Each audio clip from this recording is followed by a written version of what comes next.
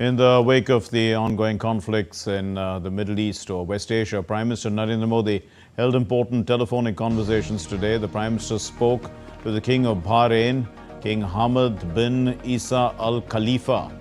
And the Prime Minister also spoke to the Crown Prince and Prime Minister of Saudi Arabia, Mohammed bin Salman. Prime Minister had condemned the attacks on both these countries and discussed the well-being of the Indian community in both countries.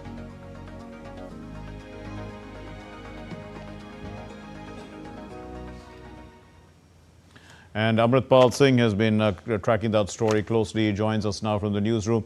Amrit, what more can you tell us about the Prime Minister's phone call with the Oman King as well as the Saudi Prime Minister? Bahrain King. It's Bahrain, yes, Bahrain. Mark, essentially, as you know, these countries have been bearing the brunt of attacks from Israel. There is a sizable Indian diaspora living in these countries, so the Prime Minister understandably is concerned about their safety, and also he brought up the issue of how it could lead to regional instability and how this war has the potential of turning into a full-scale regional conflict, which is not in the interest of anybody. It's not in the interest of world peace. So the Prime Minister has been, the Foreign Minister, Dr. Jaishankar, has been speaking to his counterparts from the Gulf countries. The Prime Minister today, spoke with these two leaders and expressed concern, and he condemned the attacks being launched into their countries and how this does not augur well for world peace and regional stability, and also the resultant disruptions in supply chains that could happen because of this conflict. India has been consistently maintaining right from the beginning that all sides involved in this conflict should exercise maximum restraint and should look at de-escalating the situation through dialogue and diplomacy. Mark. Right, indeed. And if we look at the Indian community, put this into context for us, in the entire Gulf region, there are about, close to 10 million people living of Indian origin. A vast majority of them are in Saudi Arabia and in the UAE. In the context of what is currently happening, what advisories have been issued to the Indian community?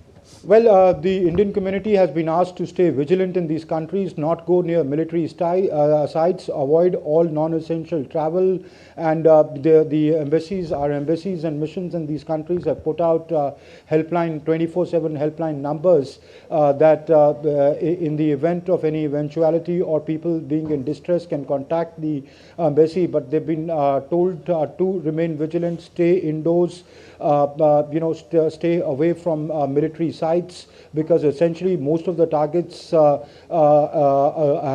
been either the military installations of the US in these countries or US assets. So they've been asked to follow the security protocols being issued by the local authorities and keep themselves safe. Mark.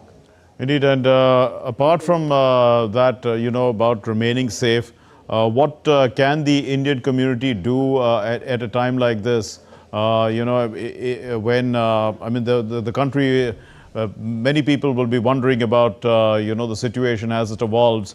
To what extent can they be participants? Okay. In yes, go ahead. The Indian community can do what the rest of the world community can do. They can stay safe, they can stay at homes, they can stay away from sites, military sites, as the advisory has been saying. They can be in touch with each other, look at possible places, where they can either go into bunkers or shelters where they can be protected in the event of mass-scale missile attacks.